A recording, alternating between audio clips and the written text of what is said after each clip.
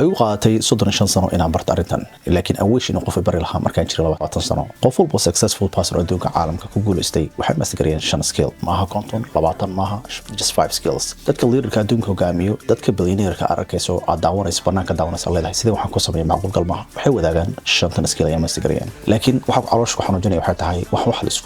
isku baran ma aha hadaa barato noloshada ay bedelaysaa hadaa baran waasagna gurayso 10 sano dama soo kici doontaa waxa leedahay wish inaan baran lahaa xirfadahan so bagaygu waxa la yiraahdaa daahir waxaan ahay real estate agent iyo real estate investor iyo waxaan ahay mortgage strategist oo ku nool Manasora waxa la fadhiistaa dad ah sameeya lacag 300,000 ilaa 1 million a year sameeya la fadhiistaa oo financially stress hadana stress ku furan yahay waxa kale oo arkaa dad sameeya lorday 60 to 70,000 dollars sameeyo oo anti sameysanayo oo almost multiple properties kale the difference ka haduu income ahayn haduu IQ ahayn haduu nasiib ahayn muxuu yahay It literally comes down to these 5 skills and one is out. Haddii aad mastergarayso literally every aspect of life noloshaada qayb ka mid ah ku guuleysanaysaa. Haddii aad ignoraysana istaag ahaanaysaa for the rest of your life. Fadlan videogan intaan gudaha u galin halas ha noo sameeyo. Videogan dad badan bulshada u gaaro. Share garee flowgana ana la dhaafin insha Allah si channelka kor ugu qaadno bulshada badan ay ka faa'iido. Skill 1 waa communication. So aniga naftiga kula hadlay communication-ka waa wax xirfad aan ku dadaalay inaad mastergareeyo. Still man mastergareyn bay kuma sheegayo. Laakiin haddaad eegto adduunka ugu saameynta badan oo uu ka mid yahay Nelson Mandela, Martin Luther King, Churchill, Steve Jobs, Elon Musk. Dadkani title kaliya bas ma haystaan. Waxay kor u kaceen eraya ay isticmaalayaan dadka dhaqaajinayo. Haddana example ku siiyay Steve Jobs oo kale. Computer kaliya ma sameeyay ninkaasi. wuxuu silgareeyay visionkiisa asagoo leeyahay dad badan ayaa visionkiisana aaminay hadaa aragtay Elon Musk kaliya ma uu sameyn wax loo yaqaan Tesla ama rocket ka arkayso wuxuu beedgareeyay visionkiisa waxaan investigareeyay fikradaas asagoo aaminsan yahay intaas billions of people investigareeyay laakiin hadda maanta adiga noloshaada ka soo qaada maanta noloshaada caadiga farax caalim hadda ka soo qaado soo maanta promotion ka aad hel lahayd waxay ku xirantahay communication kaada ku xiran tahay hadda deal maanta sameyn lahayd dealkaasi wuxuu ku xiran yahay communication ku xiran yahay haddii maanta xiriirku dhamaaday mostly xiriirka wuxuu burburay waa communication so noloshaada idil ayay ku salaysan yahay xiriir lagu sheeg communication ka hal eray oo si qaldan u dhahday waxa laga yaabaa xiriirka dhan ku burburo laakiin dadka qaar iskama hadlaan dadka hantida leh waxay isticmaalaan erayo dadka bulshada marka dhaqaajinayo haddii maanta aad u qiixi karto ama u hadli karto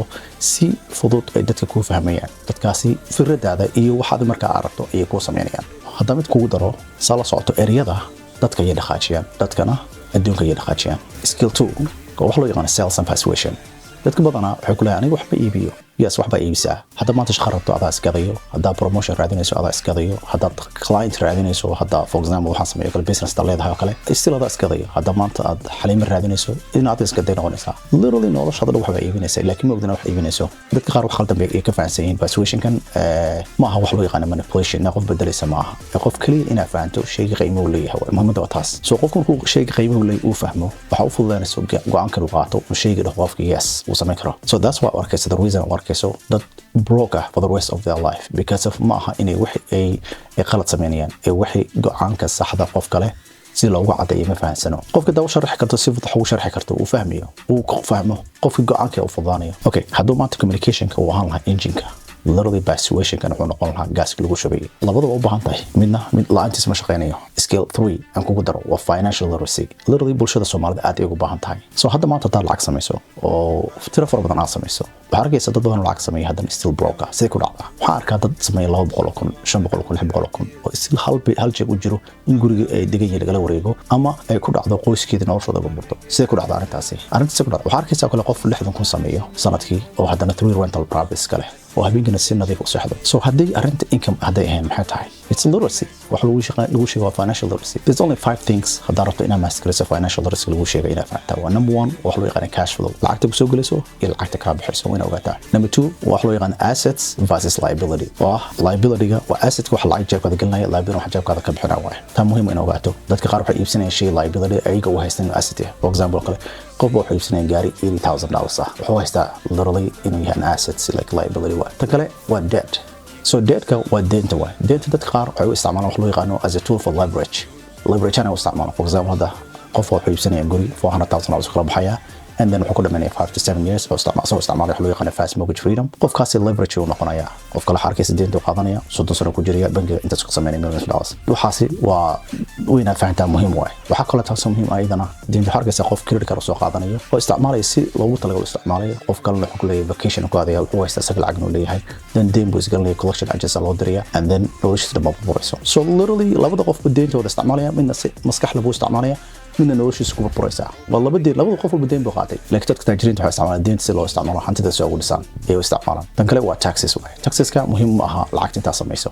lacagtu waa inta ku horeysa iyaga muhiimsan tan kale waa ownershipka waay ownershipka waa inaad shay leedahay markaas lacag uu samaynayo adigoo inta hordayso for example real estate inuu noqdo ama business investment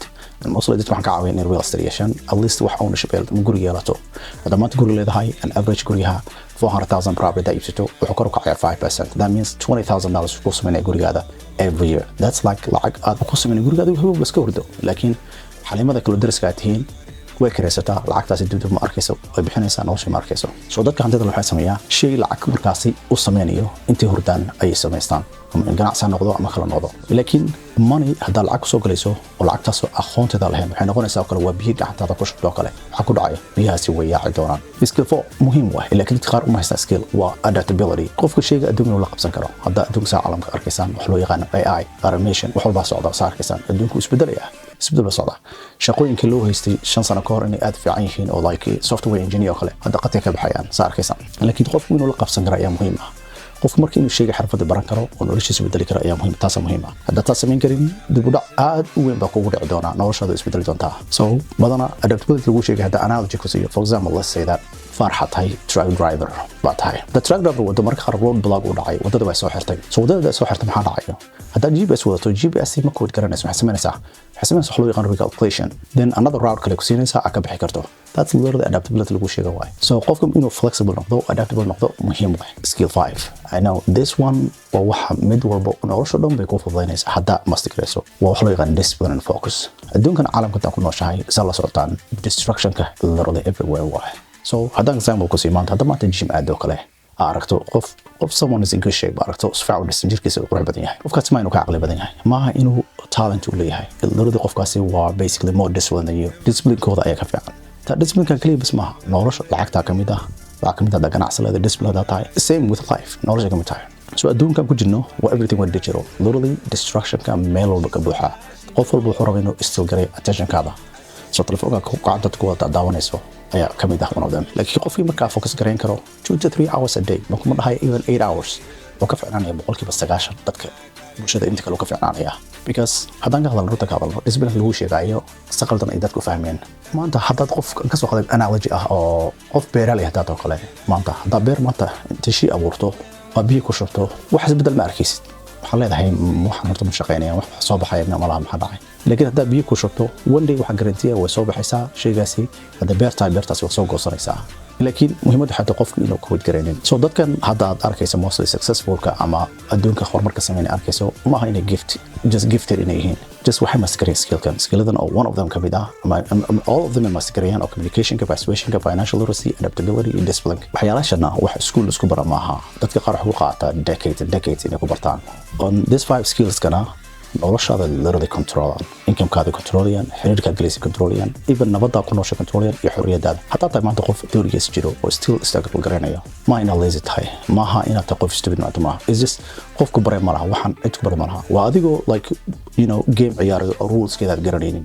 the rules game-ka garanaynin then maxaa dhacay waxba isbedelayaan laakiin mid baa samayn kartaa haddii aad mastergarayso just bilow all the skills one of them below and the most powerful one was communication. I truly believe in that communication. Waa samayn kartaa qof walba samayn kara I truly believe. It's literally that's why I'm sameynayo group Somali ah xafiiskayga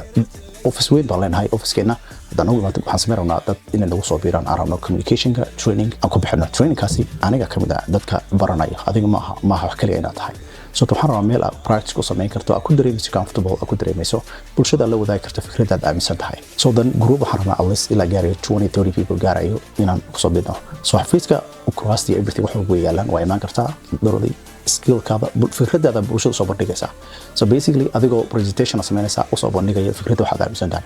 ama business daa u baahan tahay hadday tahay waxaasoo dhan insha allah haddaa rabtana groupka inaad usoo biirtana just hoos waxay kusoo qortaa link halas xan noo samee videogan bulsho badan soo gaaro oo adduunka caalamkiisa fadlan sabgarayso asxaabtaada la wadaag halas xan noo samee channelkan kor baa u qaadaynaa insha allah nasoo follow garee assalaamu calaykum